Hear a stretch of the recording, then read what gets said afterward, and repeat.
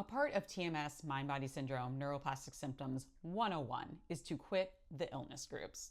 But it's not just about quitting the illness groups.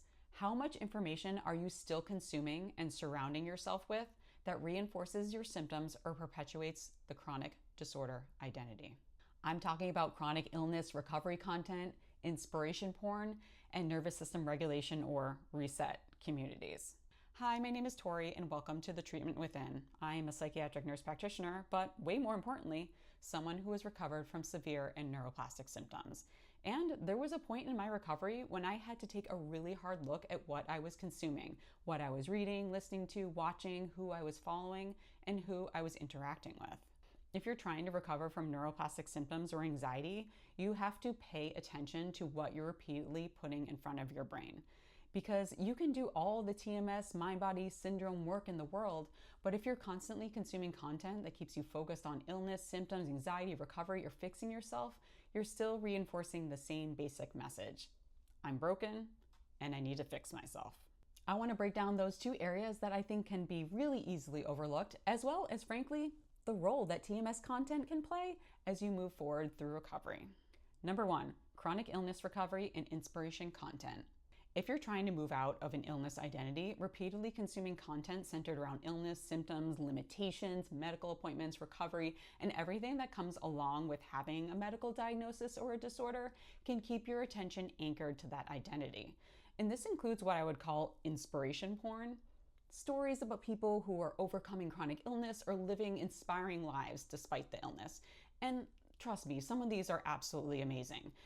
It can feel positive, it can feel motivating, it can even make you feel understood. But you're still spending your time watching stories about illness. And when that's what you're repeatedly putting in front of your brain, illness remains a major part of the story. You may be trying to move forward while simultaneously surrounding yourself with this type of content. That's a pretty difficult environment for letting go of an illness identity. So ask yourself, is this helping me move toward the life I want? Or is it keeping me mentally inside the world of illness where recovery becomes an endless project?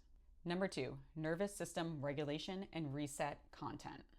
This one is probably the most relevant to TMS and mind-body syndrome because a lot of this content can sound like it's helping you recover. And some of it may be helpful, but there's a line where learning about the nervous system turns into constantly monitoring and managing your nervous system. You're checking whether you're regulated, you're wondering if you're in fight or flight, you're looking for the next reset technique, you're scanning your body to see if something has changed, you're trying to figure out whether your nervous system is safe yet.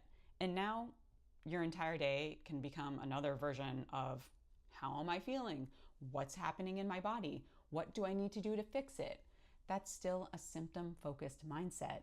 You can become so focused on regulating your nervous system that regulating your nervous system just becomes the new illness identity. Because the goal isn't to spend the rest of your life perfectly regulating yourself. The goal is to stop making your symptoms and your internal state the center of your life. Instead of constantly asking, what do I need to do to recover? Maybe start asking, what would I be doing if I wasn't thinking about recovery? What would you watch? What would you talk about? What would you spend your time doing? Who would you be following? What would you be interested in? Because eventually recovery isn't supposed to be your hobby. It's not supposed to be your identity. And you don't have to wait until you're completely symptom-free to start building a life that has nothing to do with having symptoms. You can start moving your attention there now. So what about TMS, mind-body syndrome, or neuroplastic symptom content? Isn't that just the same thing? I think there's an important difference between content that helps you understand neuroplastic symptoms and move beyond them, and content that keeps you focused on your symptoms and the never-ending recovery journey. I obviously believe learning about TMS and mind-body syndrome is the basis for recovery. Knowledge is the cure, as Dr. Sarno emphasized. That's why I have this channel. But my goal, and I know the goal of many other experts and influencers in this space, is to not need us anymore. That was true in my recovery. I spent the first 6 months reading all the books, listening to all the podcasts and YouTube gurus. Then, after 6 months, I phased out the books and the podcasts, and I continued with some of the YouTubers. And then, after about 12 months, I stopped all of it. Intentionally. Because I knew what I needed to do, and I didn't need to keep making recovery the focus of my attention. I needed to keep moving forward with living my life. And eventually, that meant not needing to consume TMS, Mindbody Syndrome, or Neuroplastic Symptom content anymore.